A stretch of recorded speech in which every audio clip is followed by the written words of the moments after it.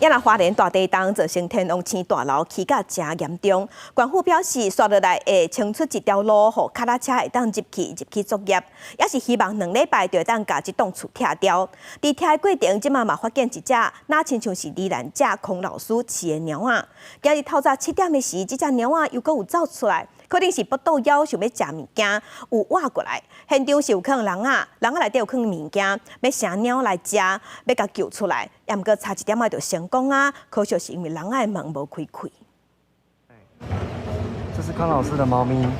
听这天龙星大楼已经第6天啊，查实早起发现有一只感觉是个鸟仔，伫行来行去，敢若是罹难者孔老师的鸟仔妞妞，互经过强烈地震花莲带来什么好消息？ 不过，妞妞需要搁行入去，现场除了暂停拆除的作业，也经由广播来放送鸟的叫声，希望再吸引妞妞的注意。有警察早并将提供的铁笼内底有放鸟饲料，希望会再顺利把鸟救出来。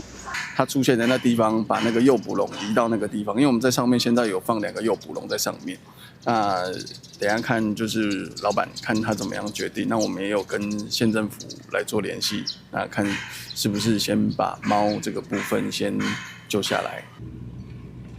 这天龙星拆除进度已经到第6站，不过烦恼讲建物后边的重量加重，就爱清出一条路，和另外一台机构里爱分2边来进行，维持原定目标2礼拜完成拆除的作业。待会在拆除的时候，后方跟前面的部分会配合来施工。拆卸的过程就碰到一些种种因素那像昨天这个救援这个猫的部分也是。 预计我们还是希望厂商能够在2周之内拆完。菲律宾办事处人员早起也到现场注意关心拆除的情形，也若老尾定要5只鸡，关注拆除作业也尽量闪开，要热心民众叫外送买青菜，希望在空投来饲鸡。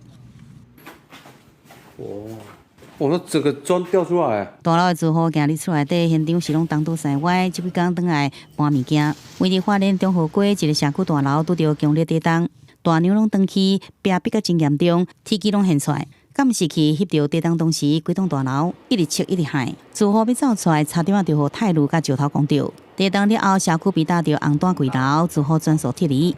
已经也贴红单了，是完全没有办法住在里面。他这几天就陆陆续续回来拿东西。对啊，把重要的东西能变卖现金的都先变卖现金，因为现在是真的是很急需要的就是现金。先鉴定，看到底是要拆还是重建还是补强。 未来是否继续大，也等待官府评估大楼补强的可行性。另外，北滨街一栋红单的柜楼，找到动工拆除，无到1天就暂停，烦恼经袂调，规个拢落来。官府决定先强化安全的做法才复工。记者综合报道。